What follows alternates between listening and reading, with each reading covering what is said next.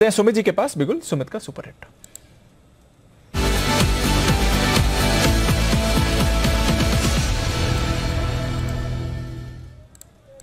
बताएं Sumit ji.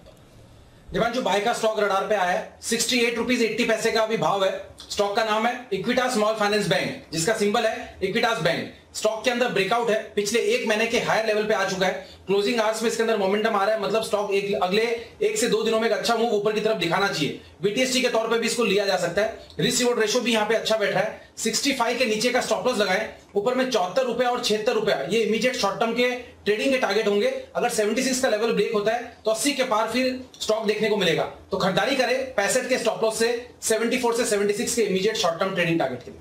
Okay, Equitas small finance bank, इस पर करनी है खरीदारी। चलते हैं वागले साहब के पास, बिगुल वागले का वंडर।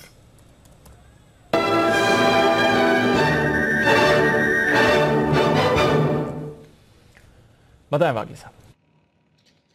दीपांशु, बीटीएसटी मेरा वही है, किरण जी ने जो आइडेंटिफाई किया है एनएमडीसी पैटर्न बहुत ही अच्छा है। मुझे लगता है बॉटमिंग आउट फॉर्मेशन हो चुका है। 153.30-40 का करंट भाव है। 3 रुपए के स्टॉप लॉस से इसको लेके चले। मुझे 160 तक के भाव दिख रहे हैं, कल के दिन में आने चाहिए।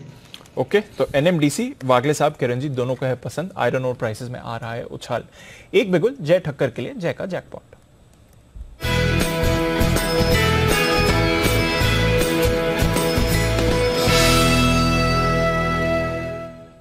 बताएं जय। दीपांशु, सन फार्मा का 840 का कॉल खरीदना है। 18 रुपए 35 पैसे पे दीप ये ट्रेड कर रहा है। अभी आप स्टॉप लॉस लगा सकते हैं 11 रुपए 75 पैसे पे। सो 18.35 पे खरीदे। 11.75 का यहाँ पे स्टॉप लॉस रहेगा दीपांशु। पहला टारगेट इसका बनेगा 29 का, सेकंड टारगेट बनेगा 34। 29, 34 ये दो टारगेट्स के लिए खरीदे, बिकॉज सन फार्मा में खास करके मैं कहूँ पूरे फार्मा पैक को अच्छा खासा आउट परफॉर्म कर रहा है। यहाँ पे एक अच्छा ब्रेकआउट हमें देखने मिला था असेंडिंग ट्रायंगल पैटर्न में से। उसको रिटेस्ट करने के बाद इस स्टॉक में फिर से एक अपवर्ड मोमेंटम हमें देखने मिल रहा है। मुझे ऐसा लग रहा है कि स्पॉट में लगभग 860 870 तक के लेवल्स हमें इमीडिएटली देखने मिलने चाहिए। बहुत ही बढ़िया चार्ट स्ट्रक्चर है, लॉन्ग बिल्डअप भी देखने मिला था, मोमेंटम में क्लियर एक फ्रेश बाय क्रॉसओवर भी देखने मिला है। बिल्कुल, तो सन फार्मा इस पर रखनी है नजर। फार्मा शेयर्स पर रखिए नजर, क्योंकि सन फार्मा में एक्शन आ रहा है। लुपिन पर आपको मूव आती हुई दिख रही है, नजर रखिए उस काउंटर पर। इप्का लैब, स्ट्राइड्स फार्मा ये भी एक्शन में आते हुए दिख रहे हैं। तो रुपए की वीकनेस है और उसका एक्शन आपको सन फार्मा और बाकी फार्मा शेयर्स पर आते हुए दिख रहा है। करीब 15 महीने की ऊंचाई पर डॉलर है रुपए के मुकाबले इस समय। और आशु सर 820 830 के टारगेट एलिम्पिक फार्मा के दोनों अचीव हो गए। बिल्कुल, पोजीशन कैरी करें या प्रॉफिट बुक कर लें? न्यूज अच्छी है, लेकिन दीपांशु अब अगर पैसे मिल रहे हैं तो आराम से जाए ना पैसे। मतलब इतना अच्छा मूव कब मिलता है? आप 2 दिन 3 दिन 5 दिन वेट करते हैं कि 8-10% 5% मिले। 1 घंटे में आपको मिल रहा है तो बिल्कुल बुक करना चाहिए। न्यूज आउट है। जैसे कि आपने कहा कि ये पूरा का पूरा कॉल इसकी क्रेडिट स्टूडियो को दी जाती है स्टूडियो में आने की वजह से, तो आपको नहीं लगता आपको रोज आना चाहिए? मैं कोशिश करता हूँ। नहीं, देख बहुत ही लाजवाब शानदार कॉल था। और जब आप दे रहे थे मैं सोचा था ये आशु जी को कहाँ से स्टॉक निकाल लिया। मतलब कोई बात भी नहीं हो रही, सेक्टर की बात भी नहीं हो रही। बोला भी भूले भी से, लेकिन इस सेक्टर में एक एक्शन होगा पक्का। हाँ, और सेक्टर की बात नहीं हो रही। और ये भी अलग से, मतलब ग्लेनमार्क सिप्ला छोड़ के कहाँ एलेम्बिक। सन फार्मा जय ने जो भी बोला है, मुझे याद है पिछली बार भी जय ने सन फार्मा तब बोला था जब सुस्त था पूरा फार्मा। बिल्कुल, नेक्स्ट डे फार्मा सेक्टर तो कल के लिए जिस तरह से एलेम्बिक में आशु सर ने कहा है, जय ने सन फार्मा का, इस सेक्टर को कल फोकस में रखिएगा। एक आध दिन में एक्शन हो सकता है, बिल्कुल जाएगा, कोई बड़ी बात नहीं है इसमें। वेल्सपन कॉप को लेकर भी कोई खबर आती हुई दिख रही है। Company H2 pipe joint industry project से जुड़ेगी। अच्छा, इसी एक प्रोजेक्ट इसी सेक्टर में सर ये एक जो स्टॉक है ना, जो बिल्कुल ऐसे साइड से निकल के ग्लेनमार्क, मतलब उस पर भी वो आप वाली बात है वैसे ध्यान रखने का। तो कहाँ रखना है, ऊपर नीचे में ध्यान ऊपर का ही रखने का, नजर रखना वो वाली बात है। लेकिन वो ग्लेनमार्क में 5-7 दिन से देख रहा हूँ कि वो मोमेंटम नहीं बन रहा, लेकिन धीरे धीरे से रोज बढ़ रहा है सर, धीरे धीरे से। और ये आई थिंक कुणाल जी का सर फेवरेट, राकेश जी का फेवरेट है। बिल्कुल, तो ग्लेनमार्क पर रखिए नजर। बेसिकली पूरे फार्मा स्पेस पर समय आ गया है नजर रखने का। आइए क्लोजिंग की तरफ चलें। टाटा मोटर्स एक और बड़ा दिन काउंटर के लिए। 3 दिनों में दमदार तेजी दिखाता हुआ 415 का लेवल आज क्रॉस किया है, 8.5% ऊपर। कोल इंडिया एक और अच्छा दिन इसके लिए, 200 इंट्राडे में टच किया इस काउंटर ने, 4.5% ऊपर। मारुति सुजुकी अच्छी खरीदारी, Hindalco, power grid, NTPC, ONGC लंबे समय बाद आईटीसी पर अच्छी मूव आती हुई, एसबीआई लाइफ हाई पर, एचडीएफसी बैंक लाइफ हाई पर आते हुए, कोटक बैंक इसमें थी खरीदारी।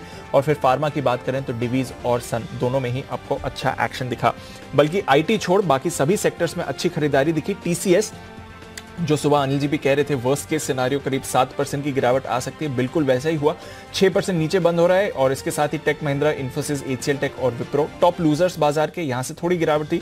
रिलायंस इंडस्ट्रीज आज सपोर्ट नहीं कर पाया तो थोड़ी सुस्ती वहां से। एलएनटी, भारती एयरटेल, यहां पर भी हल्की गिरावट, बट करीब 40 निफ्टी स्टॉक्स पॉजिटिव टेरिटरी में क्लोज होते हुए दिख रहे हैं। और वायदा कारोबार आईईएक्स पिछले हफ्ते का बिग विनर, इस हफ्ते की भी शुरुआत 11% की गेन के साथ इस काउंटर पर आती हुई। टाटा पावर अगेन एक और बढ़िया स्टॉक, आज भी 8.5% ऊपर। Alembic pharma 6.5%, Torrent power 7.5%, NMDC अच्छी खरीदारी 6%, एमसीएक्स ये भी अच्छी तेजी में रहा है, आज 2000 के ऊपर 5.5%। इंटरग्लोब 2000 के ऊपर जाते हुए दिखा। Bharat Forge, Bharat Electronics, Maruti, Grasim, Cummins, Can Fin Homes, Dixon Technologies, DLF, United Breweries और इंडियन होटल्स कुछ और काउंटर जहां पर आपको अच्छी तेजी दिखी। दूसरी तरफ बंधन बैंक अपडेट्स के बाद 5% नीचे। एम्फोसिस, माइंडट्री, कोफोर्ज, एलएनटी टेक सारे mid cap counters. Persistent Systems भी। आईआरसीटीसी बैन में आने के बाद थोड़ा सुस्त हो गया है। यूनाइटेड स्पिरिट्स पर थी बिकवाली, बैंक ऑफ बड़ौदा बैन में आने की तैयारी, इस पर MRF, oracle financial, Indus towers, Berger paints, यहां पर भी आपको हल्की गिरावट आती हुई दिखी। आज की नई लिस्टिंग आदित्य बिरला सन लाइफ एएमसी अपने इशू प्राइस के आसपास ही लिस्ट हुई और फिर थोड़ी सी गिरावट आती हुई दिखी, करीब 2% नीचे मार्केट डेब्यू पर यह स्टॉक क्लोज होते दिखा। पर रीसेंट लिस्टिंग्स में एमटीआर टेक्नोलॉजी 9.5% ऊपर।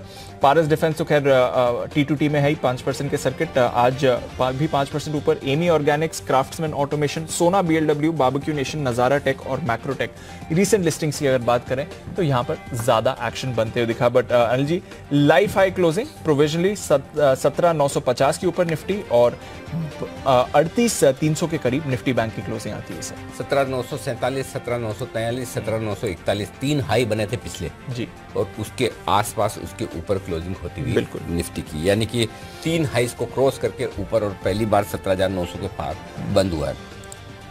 और 18,000 के ऊपर बंद नहीं हुआ, उसका दुख मत मनाइए। 17,940 के ऊपर, 47 के ऊपर, 50 के ऊपर बंद हुआ है, उसका खुशी मनाइए।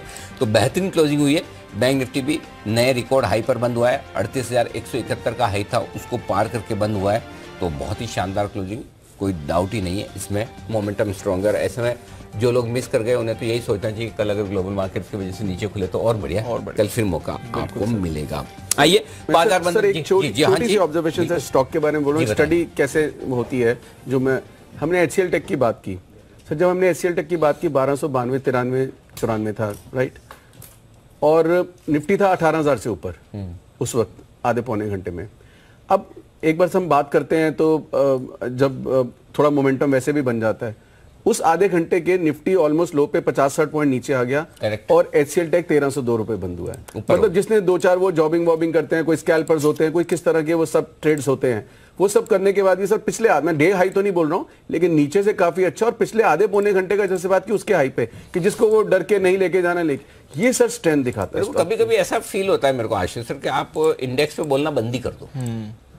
इतने बढ़िया बढ़िया स्टॉक देते हैं, एक तो इंडेक्स से आप हम है ना डर जाते हैं आपके चक्कर में बहुत बार। आजकल तो खैर नहीं डरा रहे हो सर, मैं नहीं वर्ड यूज कर रहा हूँ इंश्योरेंस। हाँ। मैं मतलब सर मैं बहुत ज्यादा थोड़ा टाइम इसलिए लेता हूँ कि मैं एक्सप्लेन करता हूँ कि रीजन लॉजिक क्या है, नॉट जस्ट माय कॉल है। बढ़िया बढ़िया स्टॉक आप देते हो।